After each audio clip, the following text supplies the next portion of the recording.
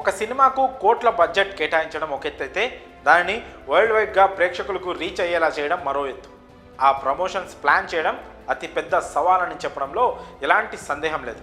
దీన్ని గుర్తించి తూచా తప్పకుండా ప్లాన్డ్గా అమలు చేశారు కాబట్టే రాజమౌళికి దేశవ్యాప్తంగా అంత బ్రాండ్ పెరిగింది. RRR టైంలో ఇద్దరు హీరోలతో హైదరాబాద్ నుంచి ముంబై వరకు తిరిగి విపరీతంగా పబ్లిసిటీ పెంచుకున్నారు.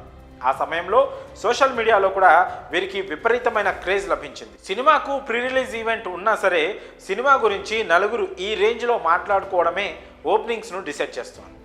ఇది ప్రతి దర్శక నిర్మాత ఫాలో అవ్వాల్సిన మెయిన్ స్ట్రాటజీ. ఇందులో రాజమౌళిని మించిన వారు లేరు. ఇప్పుడు సుక్కు కూడా ఇదే ఫాలో అవుతున్నాడు.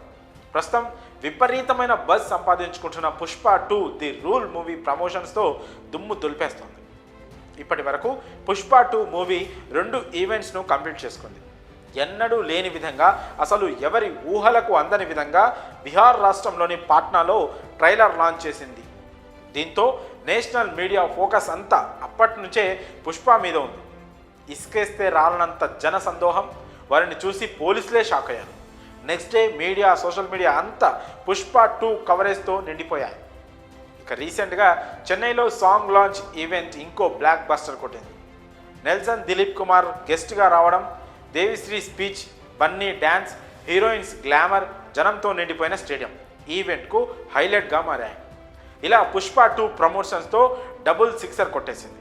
ఎక్కడ చూసినా ఈ సినిమా గురించే జనం మాట్లాడుకునేలా చేసింది. గతంలో కూడా చాలా సినిమాలకు హీరోలు బయటి రాష్ట్రాల్లో ప్రమోషన్స్ చేశారు, కానీ అది కేవలం కొన్ని ప్రెస్ మీట్స్ వరకే పరిమితమయ్యాయి. కానీ ఇప్పుడు పుష్ప 2తో మరో అడుగు ముందుకు వేశాడు బన్నీ. పబ్లిక్ ప్లేసుల్లో ఈవెంట్స్ కండక్ట్ చేసి అభిమానుల పల్స్ను క్యాచ్ చేస్తూ కొత్త ట్రెండ్ క్రియేట్ చేస్తున్నాడు పుష్ప టీం. వీటన్నిటికీ కోట్లలో ఖర్చు అయ్యే ఉంటుంది.